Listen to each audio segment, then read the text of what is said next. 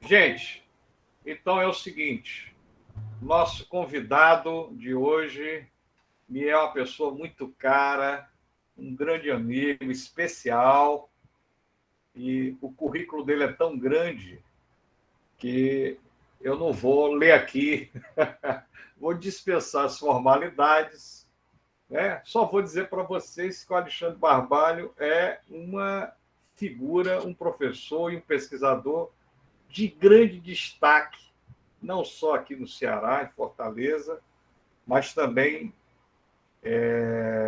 no próprio Brasil, no campo das políticas públicas voltadas para a cultura. Né? Um historiador de mão cheia também, um cara que tem uma formação muito rica, um grande interlocutor. Eu só queria agradecer a generosidade do Alexandre para dar essa canja aqui para o nosso grupo.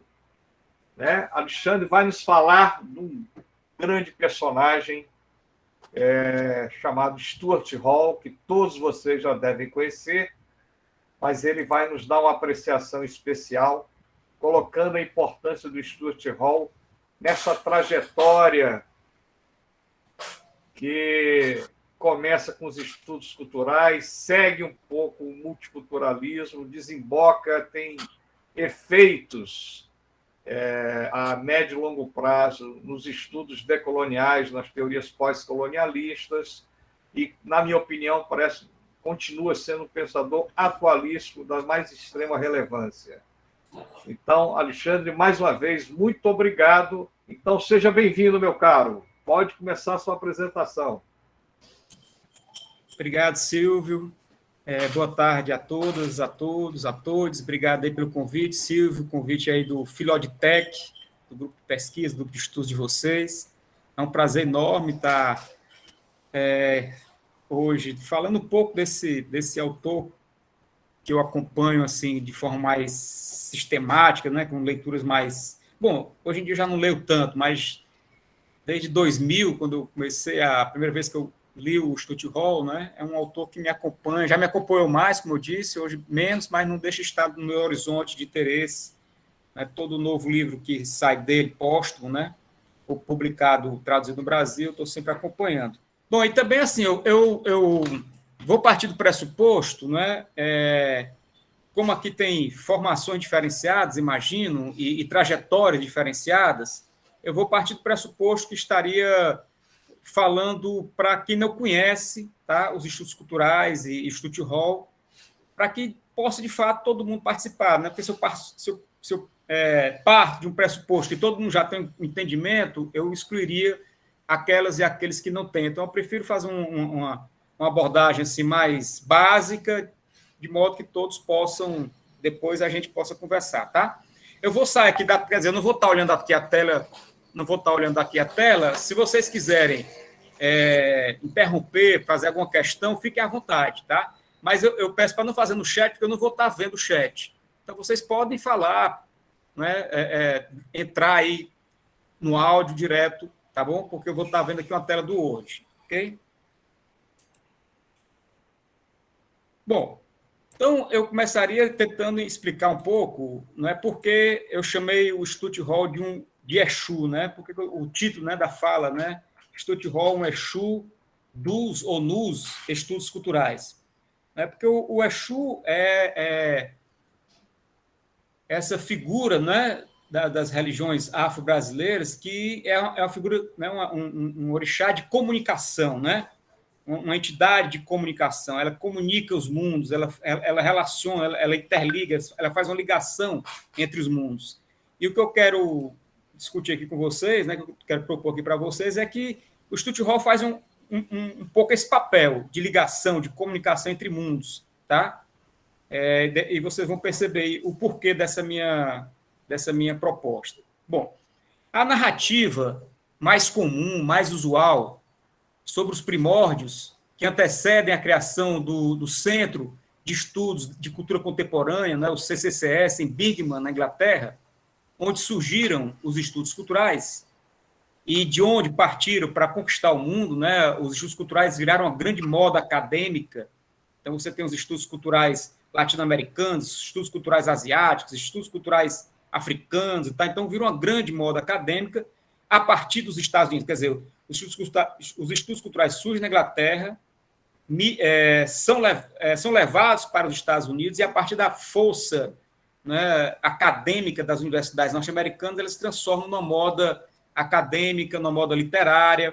Tá? Eu não vou entrar nesse processo de diluição dos estudos culturais, porque é exatamente o momento que me parece, na minha leitura, né, no meu entendimento, um momento de decadência, apesar de ser paradoxal, um momento de grande visibilidade dos estudos culturais, mas, para mim, o que se produz nesse momento é o que há de mais fraco, a diluição da força, da potência que está lá no momento de surgimento. Bom, então, como eu estava falando, né, esse centro, né, de estudos de cultura contemporânea que surge em Bigman. Bigman é uma universidade periférica, não é? Dentro da hierarquia, da estrutura acadêmica, de poder acadêmico da Inglaterra, a partir da Segunda Guerra Mundial, pós-Segunda Guerra Mundial, com o processo de maior expansão do ensino superior, começam a ser criadas universidades na Inglaterra, e Bigman, a Universidade de Bigman, é uma dessas novas universidades, tá? E não é à toa exatamente que ela foge daquela tradição das universidades históricas, universidades inglesas, exatamente por ser uma nova instituição, ela tem espaço para esses experimentos, que os estudos culturais são exemplares. Tá? Bom, então, essa narrativa, né, volto a dizer, essa narrativa que faz referência à criação desse centro, refere-se ao crítico literário Richard Hogarth, ao sociólogo Raymond Williams, e, com menos unanimidade, não são todos os autores e autoras que incluem ele, mas ele é bastante referenciado, o historiador E.P. Thompson, não é? Esses três, então, como fundadores, pais fundadores, os três porquinhos, digamos assim, dos estudos culturais. Percebam que nessa tríade, não é, já tem um elemento fundamental desse campo de estudos, ou dessa perspectiva de estudos, que é a questão da interdisciplinaridade. Você tem, então, um crítico literário, um sociólogo e um historiador. Então, isso já é bem uma marca daquilo que se costuma denominar de estudos culturais. Tá? Mais especificamente, não é, além dos autores, algumas obras deles. Então, a obra do Hogarth, chamada As Utilizações da Cultura, que é uma obra publicada em 57, na Inglaterra, e só recentemente, eu acho que coisa de 5 anos, ela foi publicada no Brasil. Existe já uma publicação portuguesa dos anos 70, mas no Brasil ela foi republicada muito recentemente, se não me engano, pela Vozes. Não é? O livro chama-se As Utilizações da Cultura. O outro livro chama-se Cultura e Sociedade, do Raymond Williams, é um livro de 58, ou seja, bem próximo do livro do Hogarth. Esse livro também está publicado no Brasil, é uma publicação mais antiga, se não me engano, esse livro está publicado no Brasil desde os anos 60, ou início dos anos 70. E o livro do Thompson, que é a formação da classe operária inglesa, publicado originalmente em 63. Também esse publicado no Brasil, há bastante tempo. É um livro bastante consultado, bastante estudado pelos historiadores, inclusive por nós aqui no Ceará, na Universidade Federal do Ceará, na Universidade Estadual. É um livro bastante referenciado. Tá? Essa perspectiva, como eu dizia, né, como revelam os títulos, privilegiam o cruzamento da cultura, né, principalmente os títulos do livro do Hogarth e do Thompson, privilegia essa perspectiva, o cruzamento da cultura com a questão das classes sociais. A tradução do livro do Hogarth para o português, o subtítulo não aparece, certo? O subtítulo do livro do Hogarth é Aspectos da Vida da Classe Operária, com especial referência às publicações e entretenimentos. Tá? Então, a classe operária está no título, no subtítulo do livro do Hogarth, como está também no título do livro Thompson, né? A Formação da Classe Operária Inglesa. Tá? Então, esses dois livros, essa perspectiva que está presente nos dois livros, como eu estava dizendo, privilegia o cruzamento da cultura com a questão das classes sociais, ou, dito de outra forma, as culturas de classe. Hogarth, por exemplo, estava interessado nas modificações ocorridas na cultura das classes operárias inglesas com a crescente influência sobre aquelas da cultura de massa na primeira metade do século XX. Esse é o dado interessante. Não é? O livro do Thompson, A Formação da Classe Operária Inglesa, ele é um livro onde ele vai estudar exatamente a formação da cultura operária, ou de uma cultura política operária. Não é? Eu diria assim, ele não faz essa referência, quem está fazendo aqui sou eu, né? A responsabilidade é minha, ou a irresponsabilidade, mas eu diria que o Thompson ele faz uma espécie de estudo da esfera pública operária. O Habermas fez o estudo sobre a esfera pública burguesa, no famoso livro dele, a tese de doutorado dele, analisando essas esferas públicas lá no século XVIII, né? No século XVIII. E o Thompson vai ver exatamente a formação dessa esfera pública operária no século XIX, ou seja, com a expansão da Revolução Industrial. E qual é essa esfera pública operária? Não é? Os bares, os pubs, os jogos coletivos, né? E no futuro próximo, já no final do século XIX, o Thompson não chega a abordar esse esporte, mas o futebol, por exemplo, vai ocupar esse espaço no final do século XIX, mas quando ele faz o trabalho, na pesquisa dele, o recorte dele não pega ainda o futebol como um esporte popular, mas, enfim, os esportes coletivos populares e a igreja, que é um dado muito interessante. Ele colocar a igreja, né, o espaço, o momento do culto e o momento depois do culto como um momento de congraçamento dos trabalhadores, né, o espaço de encontro ali, dominical dos trabalhadores. Então, ele vai dizer que é nessa esfera pública que vai se constituir uma cultura operária ou uma cultura política operária. Isso lá no século XIX.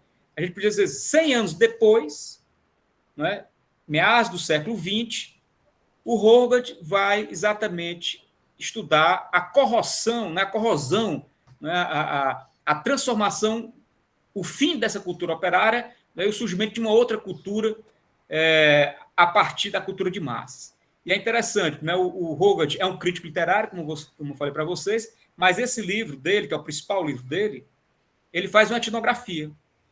Ele faz uma etnografia, ou seja, um trabalho de campo, de cunho antropológico. Isso é um dado interessante, pessoal. Eu falei, não é, que a Universidade de Birmingham é uma universidade nova dentro do sistema acadêmico inglês, e exatamente por ser uma universidade nova, junto com outras universidades que são criadas no pós-guerra, essas universidades irão receber as primeiras gerações de filhos de operários a entrarem na universidade. E o Williams, o Hogarth e o Thompson estão nessas gerações, né? Eles são todos filhos de classe média baixa ou de classe baixa, tá? São filhos de trabalhadores.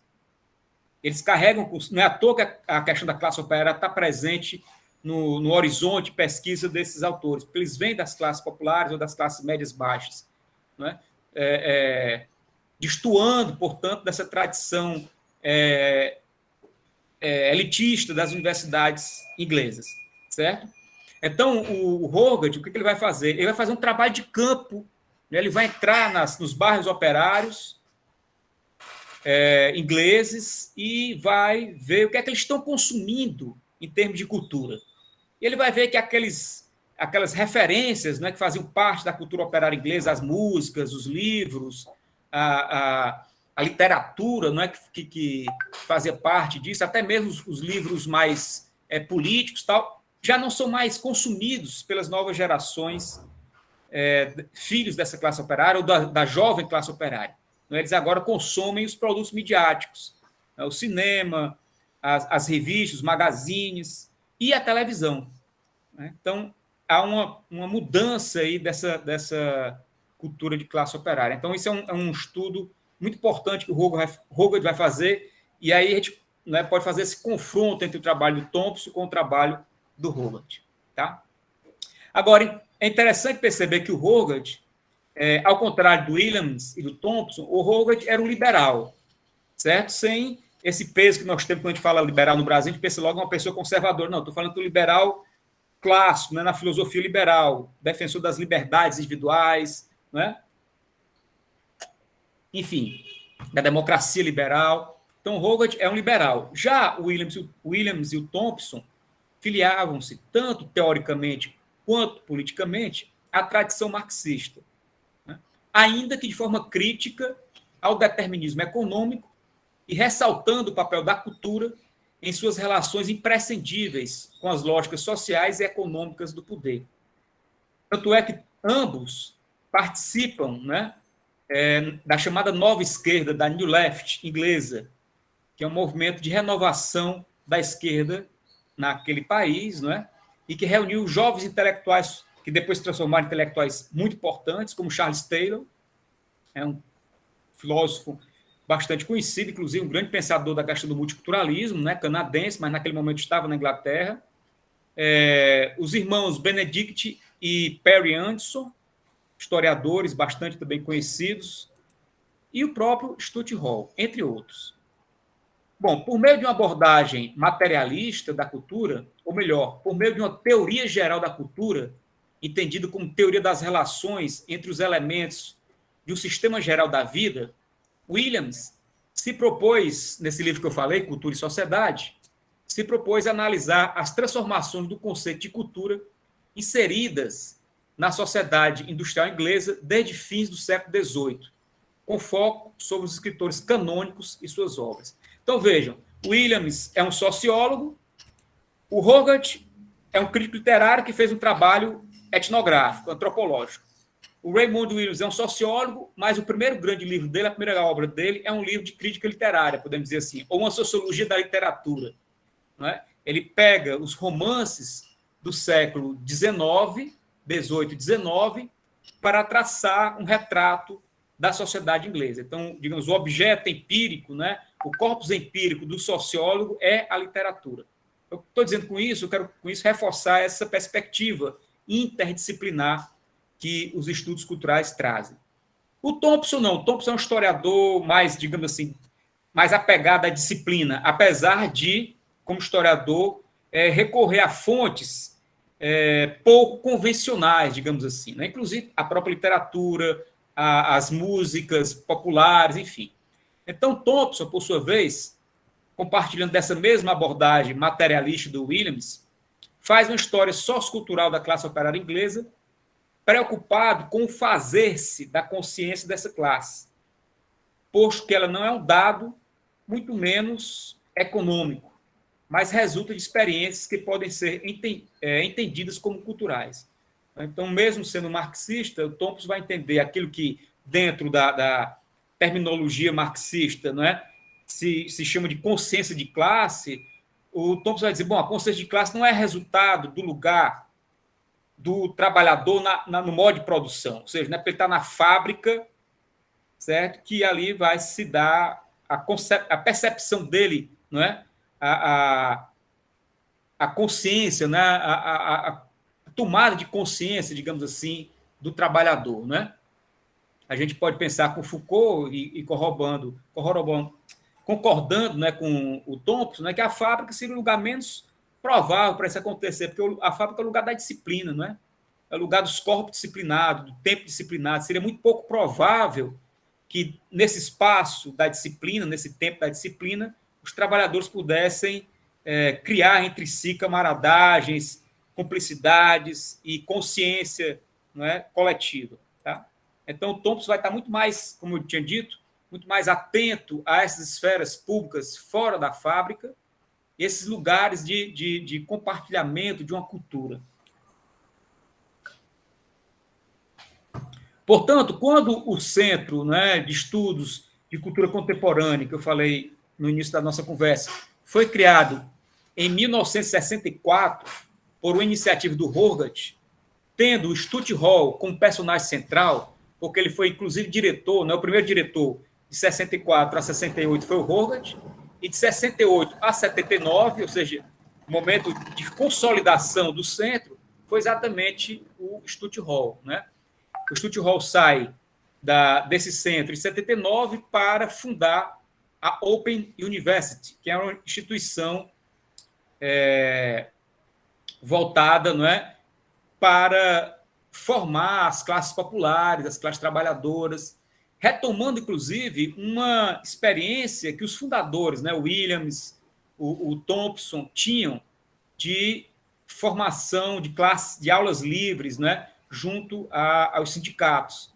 Tá? O Williams deu aula na sua juventude, né, como jovem professor, antes de entrar na universidade, ele dava aulas abertas, aulas de formação para os trabalhadores. E a Open University é uma universidade que ainda existe hoje, né, uma universidade aberta, ainda existe hoje na Inglaterra, e ela é uma universidade, enfim, como não está dizendo, né, todos e todas podem participar dos cursos, e são cursos que carregam fortemente essa perspectiva crítica, né?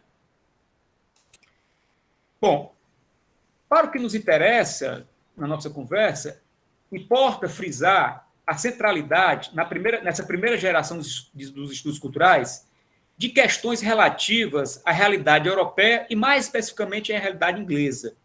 Né?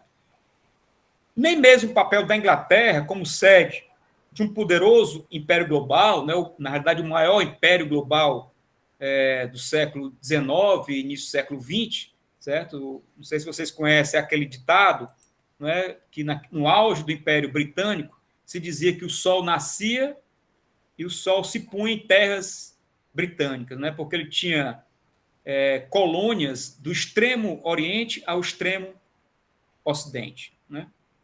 Então, um historiador inglês, Eric Hobsbawm, eu não vou dizer assim, eu vou falhar um pouco nos dados, é que eu estou tentando puxar de cabeça, mas ele diz que no auge do Império Britânico, para vocês terem uma ideia, em torno de 60% das terras aráveis, não estou dizendo das terras do planeta, mas das terras que estavam disponíveis para produzir, 60% dessas terras, ou 60 e tantos por cento dessas terras, estavam sob domínio inglês. Né? Então, para vocês aí, imaginem, portanto, a força desse império. Tá? Então, a Inglaterra estava no mundo todo, mas esse papel da Inglaterra como sede, né, desse império, ele não é privilegiado nas primeiras análises dos estudos culturais. O foco é sempre a Europa, a Inglaterra, e daí não sai. Né? Nesse sentido, e aí eu já começo então a dar os elementos por que entender o Hall como um Exu, né? Nesse sentido é que Hall, um jamaicano negro, filho de família multiétnica, não é? O pai, se não me engano, ou é a mãe, quer dizer, um lado da família, agora não me lembro bem, descende de indianos, né, da Índia, e outra parte da família de afrodescendentes. Né? Então, filho de uma família multiétnica, ele teve um papel fundamental para, digamos assim, a virada pós-colonial dos estudos culturais, ao introduzir, ou pelo menos fortalecer, os estudos sobre raça, etnicidade, diáspora e multiculturalismo. Estabelecer sua crítica ao que denominou de eurocentrismo compulsivo, que resulta no maniqueísmo, que ele chama de... é um título de um texto dele bastante conhecido, o Oeste, o Ocidente, né? E o resto. O Oeste e o resto. Como situa Liv Sovic, que é a tradutora, a organizadora e tradutora do principal livro do Stutt Hall aqui no Brasil, que chama-se Da Diáspora, a Liv Sovic que traduziu e organizou esse livro, né? Como situa Liv Sovic, ao auto se definir como um intelectual diaspórico, Hall definia também o lugar que o discurso eurocêntrico destinava a ele. Ele vai dizer, para mim sempre foi me dado um lugar de negro. Né? Mesmo como autor consagrado, um pesquisador consagrado, né? O meu lugar, dado pelos meus pares, foi sempre um lugar de negro. Eu estou aqui citando, está entre aspas aqui, a referência ao próprio Stutt Hall. É interessante que o Stutt Hall, ele não é, a gente pode deduzir assim, né, o senso comum deduz logo o seguinte, o Hall migrou para ganhar vida, né, aquela migração clássica de quem sai de um país pobre e vai para um país rico para tentar ganhar vida. Não.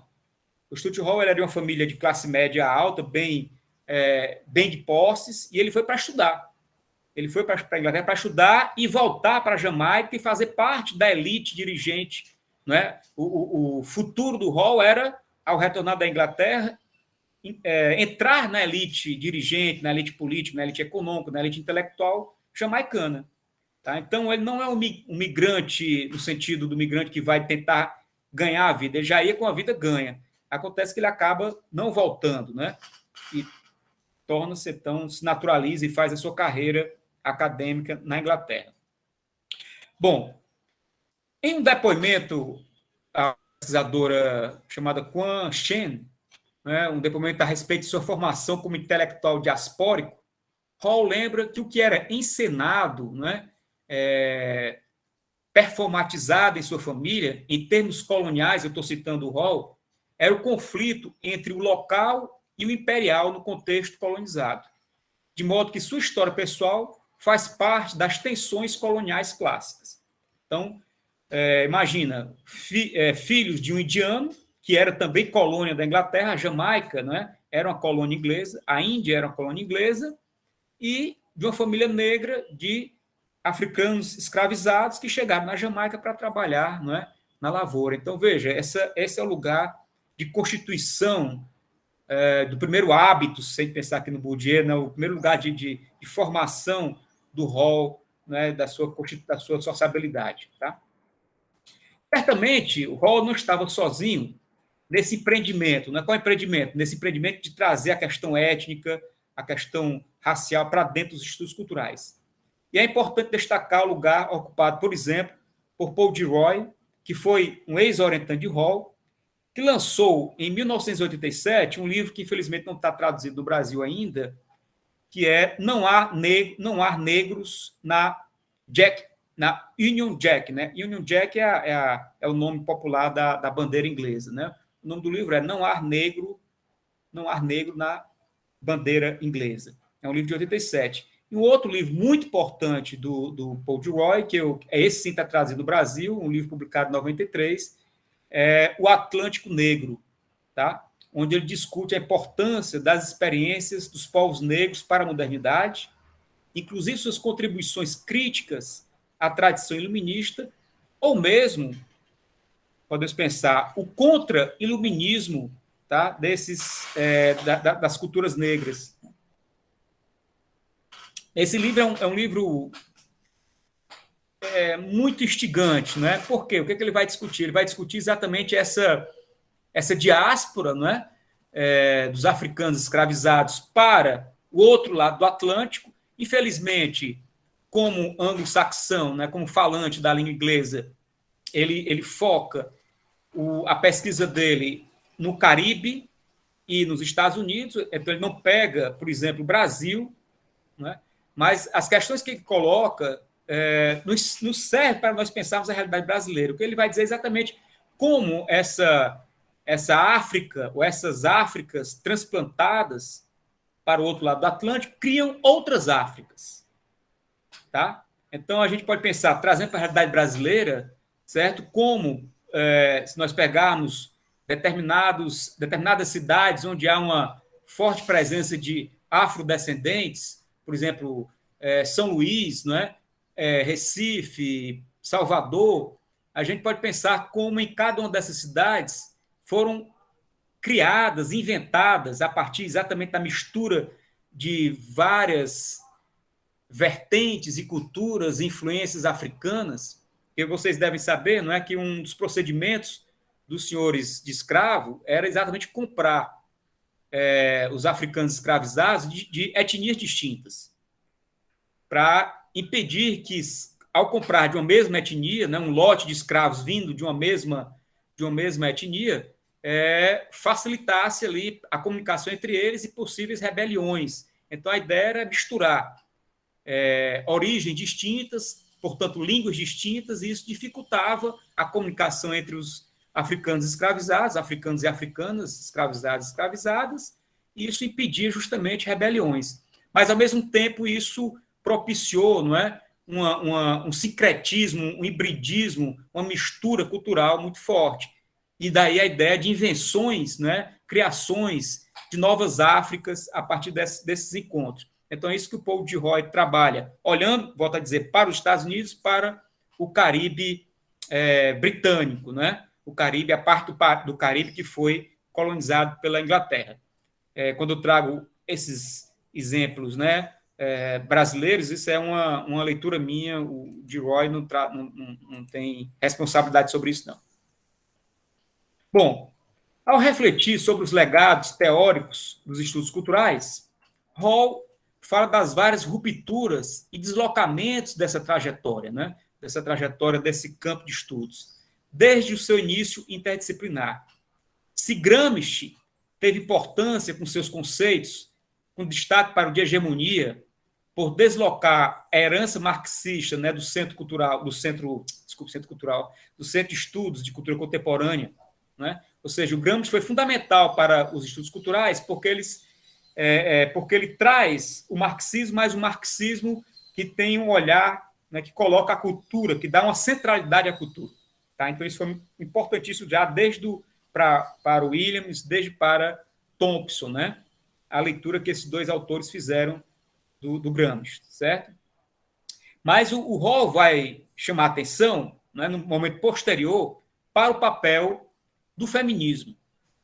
E, como já disse, as questões da raça, né? Ele vai dizer que o feminismo e as questões da raça promoveram verdadeiras interrupções epistemológicas nos trabalhos do centro. Em relação ao feminismo, né, que nas palavras dele, né, eu estou citando o próprio Hall, ele vai dizer: o feminismo arrombou a janela e cagou na mesa dos estudos culturais. Essa imagem aí é forte exatamente para mostrar como o feminismo veio para arrebentar mesmo esse lugar que era um lugar de homens, né? Mesmo homens negros e tal, mas era um lugar de homens. Então, o feminismo propiciou compreender o pessoal como político, propiciou expandir a noção de poder, né? Dar centralidade às questões de gênero e sexualidade, retematizar a subjetividade e o papel do sujeito e reabrir ligações entre a teoria social e a teoria do inconsciente, ou seja, a psicanálise. Então, isso são contribuições que o Hall vai apontar como fundamentais que o feminismo trouxe para os estudos culturais. Por sua vez, para colocar as questões da raça, política racial, racismo, políticas culturais de resistência negra, etnia, entre outros termos, né? Ou entre outras questões. Então, para colocar as questões da raça na agenda dos estudos culturais, o processo foi mais difícil. Ou seja, foi menos difícil tematizar a questão do feminismo, né? A questão de gênero, do que a questão racial. Isso implicou em disputas teóricas, em um longo e amargo combate interno contra um silêncio retumbante, mais inconsciente, recorda Hall. O resultado foi que o processo transformou de forma decisiva os trabalhos não só dele, Hall, mas de todo o centro, com a publicação de trabalhos seminais, como a pesquisa coletiva, que se chama O Império Ataca Novamente, Raça e Racismo na Inglaterra dos anos 70, um livro de 1982. Né, como falei, é um fruto de uma pesquisa coletiva, do qual, né, uma pesquisa coordenada pelo Hall, da qual participou Gilroy. Né? Essa pesquisa ela necessitou de muito esforço por parte da equipe, exatamente para criar dentro do centro um espaço teórico e político que pudesse viabilizar o projeto. Tá? É importante destacar aí que nos anos 70, a década, né, uma década de crise econômica, a partir de 74, a crise do capitalismo, né, a crise do petróleo, começa aí a longa crise do capitalismo, que avança nos anos 80, né, que é a chamada década perdida do capital. E esse momento da segunda metade dos anos 70, que é o momento dessa crise, né, econômica e tal, é o momento que o racismo começa a crescer fortemente na Inglaterra, certo? Qualquer comparação com o momento contemporâneo que nós estamos vendo no mundo todo não é mera fantasia, certo? Então, esse racismo que começa a crescer nos anos 70 e avança nos anos 80, tá? E a Margaret Thatcher é uma figura fundamental nesse processo. Aliás, o Rawls vai escrever muito sobre a gestão da Margaret Thatcher, porque ela vai acirrar ainda mais a gestão dela, acirrar esse racismo, essa pesquisa ela já antecipa esse debate que vai estar muito visível, vai estar muito público na década seguinte. Posso continuar seguindo, pessoal? Tá? Alguma questão que vocês queiram? Siga adiante. Então, vamos lá. Com a virada étnica, o tema tornou-se muito presente nos textos de Hall, inclusive a partir de uma perspectiva gramsciana, né, como coloquei, ao indagar em texto publicado em 1986 qual seria a relevância do pensador italiano para os estudos sobre raça e etnia, ainda que Gramsci não tenha discutido sobre o assunto, nem tenha explorado de forma profunda o imperialismo e a experiência colonial, quando se desenvolveram as características centrais do racismo moderno. Mas Hall entende, não é, que a obra do Gramsci abre perspectivas para pensar a questão do racismo. Quais são essas perspectivas? Primeiro, a ênfase na especificidade histórica. A segunda, ou o segundo elemento que o Gramsci traz para a questão do racismo, né? O entendimento das tensões entre características nacionais e locais ou regionais. Tá? O Gramsci foi um pensador do nacional popular, não é? A ideia do nacional popular na Itália. Então, essa tensão entre nacional e local, o Hall vai dizer que é uma questão importante para pensar também a questão do racismo. Um terceiro elemento, a perspectiva não reducionista das relações entre classe social e raça. Ou seja, a raça, o problema da raça vai ser resolvido quando acabarem a exploração das classes. Né? O Hall vai dizer isso não é verdade. Né? São questões distintas, apesar de estarem relacionadas, mas uma não subsume a outra. Outro elemento, a percepção da não homogeneidade do sujeito de classe. Tá? Ou seja, o operário ou a operária, o sujeito não se reduz, né, a sua constituição como sujeito não se reduz a essa condição de classe. Tá? A atenção para a dimensão política das formações sociais é um outro elemento. Um outro, a complexificação das relações entre Estado e sociedade civil, que é um tema muito caro ao Gramsci. Um outro tema seria a centralidade da cultura no desenvolvimento social e, por fim, o Hall vai destacar que o Gramsci vai a percepção das dimensões ideológicas do racismo. O Gramsci vai chamar muita atenção para a questão da dimensão ideológica. E o Hall vai dizer, então, isso nos ajuda a pensar as dimensões ideológicas do racismo. Tá? No final dos anos 80, o Hall publicou um breve... O Hall não é de livros... não há na obra do Hall livros fechados, não é? Obras fechadas. Tá? Ele é um grande produtor de ensaios. Tem as obras coletivas, como essa que eu falei, não é? O Império Contra-Ataca. É um livro resultado de uma pesquisa, mas é um livro coletivo. Tem outra pesquisa também coletiva que o Hall coordena sobre subculturas juvenis, que é um livro muito importante para quem trabalha com a questão geracional. Tá? Mas ele mesmo não tem um livro, ou não tem livros muito fechados, não é? Livros organizados. O que ele tem é uma quantidade de ensaios. Esse livro que eu fiz referência, né, da diáspora, é um conjunto de ensaios reunidos pela organizadora, pela Ipsovic. Tá? Então, assim, a obra do Stutt Hall é uma obra muito mais ensaística. Então, no final dos anos 80, ele publica esse ensaio, né, onde ele vai exatamente propor uma nova abordagem sobre a questão da etnicidade, que no contexto inglês se referia a uma compreensão excludente da identidade nacional inglesa, da inglesidade, né, uma tradução de Englishness, própria ao racismo britânico do período. É exatamente o período que eu estava fazendo referência, né, final dos anos 80, ou seja, ao longo da década perdida, ao longo da predominância do neoliberalismo, das reformas neoliberais implementadas pela Margaret Thatcher, e onde, né, há uma política cultural, no sentido de cultural politics, certo? Por parte do Estado, de retomar o passado glorioso do Império Britânico. Então, a Margaret Thatcher, né, como uma forma de compensar, né, as perdas sociais, as perdas econômicas dos ingleses e das inglesas, como é que ela propõe, não é? Como é que ela busca compensar isso? A partir de uma compensação simbólica, não é? Ideológica, de reforço dessa inglesidade, dessa identidade nacional inglesa, desse passado glorioso da Inglaterra como um grande império. Tá? Então, há todo um investimento simbólico em torno dessa imagem, desse mito, né? Da atualização desse passado.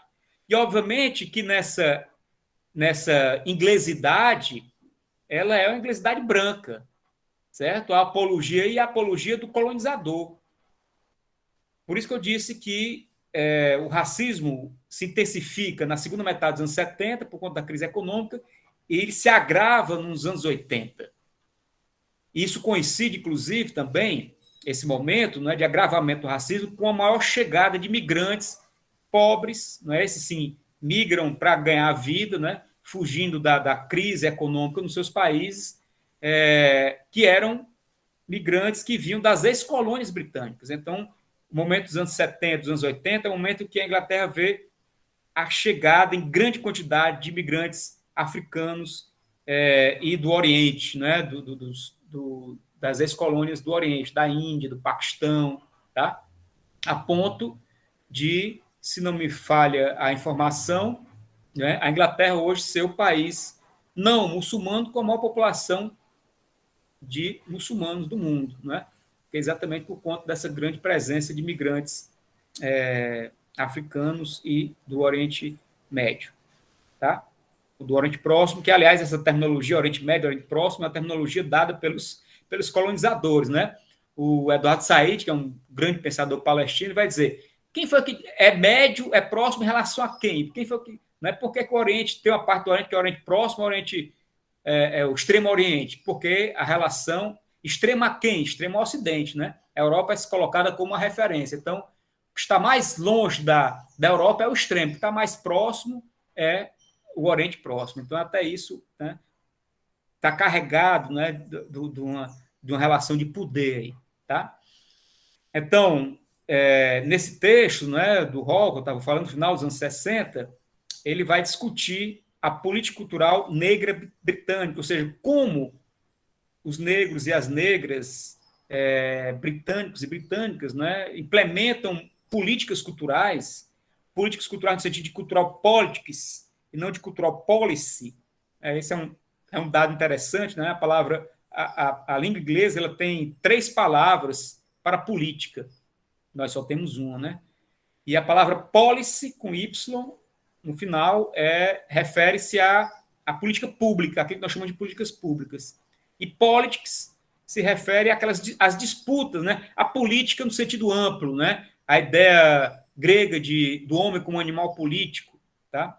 Refere-se aí a politics. Então, quando a gente fala em cultural politics, né, quando o Stuart Hall está falando de cultural politics, ele não está falando em políticas públicas de cultura, ele está falando em disputas políticas no âmbito do simbólico.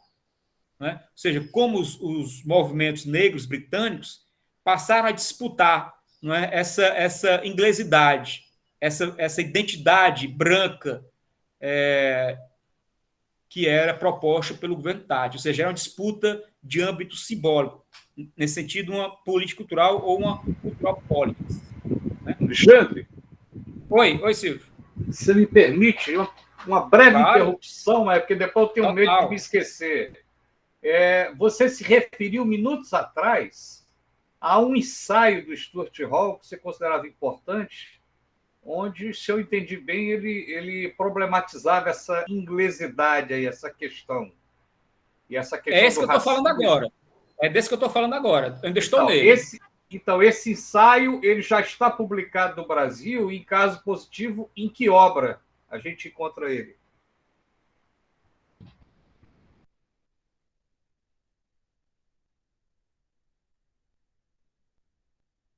Silvinho, deixa eu ver aqui. Deixa-me ver aqui. Posso ficar com essa pergunta, ele responder ao terminar? Só para eu não cortar aqui? Tá? Eu dou essa resposta, tá certo? Ao final, tá bom? Tranquilo. A pergunta já está gravada aqui, tá? Porque eu tenho uma referência aqui, mas eu teria que parar um pouco para fazer essa procura, tá? Mas eu estou ainda nesse ensaio, ok? Eu ainda estou nesse ensaio. Eu estou falando exatamente nesse ensaio, ele identifica uma mudança que estava em curso nessa política cultural negra britânica, que ia de um momento inicial de afirmação antagônica do movimento negro, a partir de uma identidade essencializada.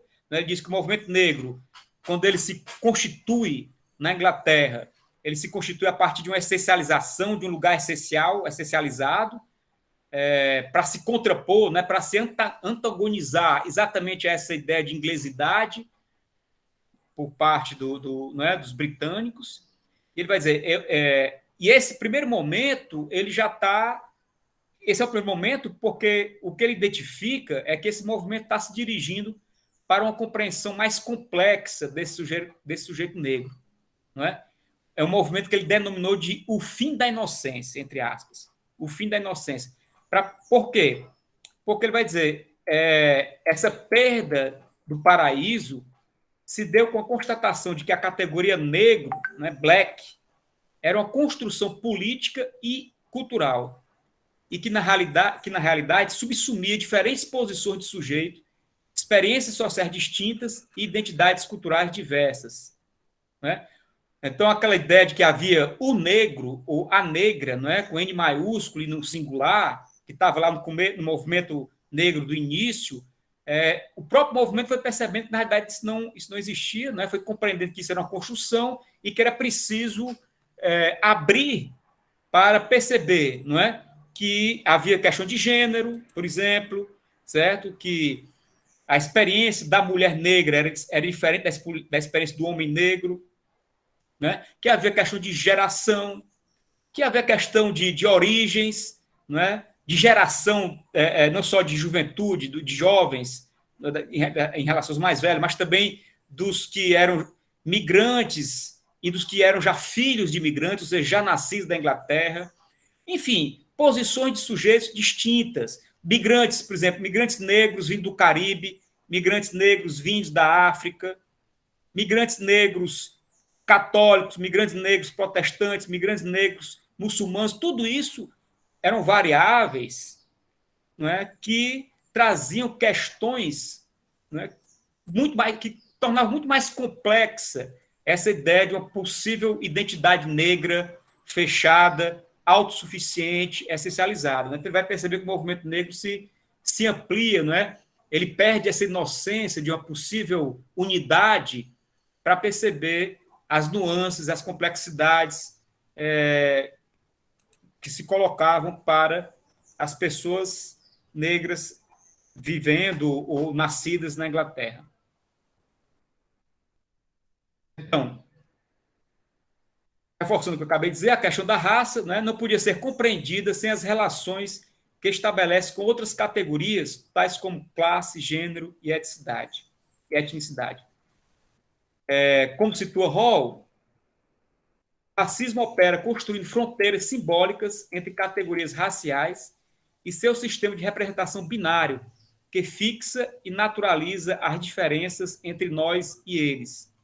Recorrendo a Spivak, não é, a pensadora indiana, Hall afirma que, nesse contexto, é que cresce a violência epistêmica sobre o outro, por meio de noções como o colonizado, o exótico, o primitivo, o orientalismo. Portanto, os discursos antirracistas e suas novas políticas de representação, ou suas novas políticas culturais, no sentido de cultural politics, devem se fundar em estratégias que revertam ou invertam, de cima a baixo, a estética maniqueísta do discurso colonial. Né? Então, o que ele está dizendo é que o movimento negro, no início, estava reproduzindo a mesma lógica maniqueísta do nós e os outros. Só havia aí uma mudança de polo. Tá? Hall volta a explorar o tema das políticas culturais negras em um texto do início dos anos 90, intitulado Que Negro é Esse na Cultura Negra? Quando se pergunta que momento era aquele para se colocar a questão da cultura popular negra. Os argumentos de Hall dialogam com aqueles desenvolvidos pelo pensador norte-americano, né, afro-norte-americano Cornel West, no artigo intitulado A Nova Política Cultural da Diferença. Cornel West é um importante pensador da questão racial nos Estados Unidos. Em seu livro Questão de Raça, que é um livro publicado no Brasil já há bastante tempo, pela Companhia das Letras, ele defende que, para se entender a problemática racial nos Estados Unidos, é preciso começar não pelos problemas do negro, mas pelas imperfeições da sociedade norte-americana. Imperfeições que têm raízes em desigualdades históricas e em estereótipos culturais há muito existentes. Eu já estou aí com bastante tempo de fala, eu disse que ia falar pouco, mas já estou aí com quase uma hora, né? Quase uma hora. Então, eu vou parar por aqui, porque eu acho que já tem material suficiente para a gente bater um papo, certo? Eu acho que um pouco mais que eu escrevi aqui era mais sobre a questão do pós-colonial, mas eu acho que a questão do pós-colonial, a base do que ele vai discutir, já está aí, já está nesses elementos que eu trouxe aí sobre a questão da cultura negra, do movimento negro. Me parece assim que essa temática ela é muito forte, a questão do movimento negro para o Hall. Então, acho que eu paro por aqui, então. Então, eu queria agradecer mais uma vez muitíssimo pela presença do Alexandre aqui hoje. Acho que tivemos uma ótima tarde. Alexandre, muito obrigado.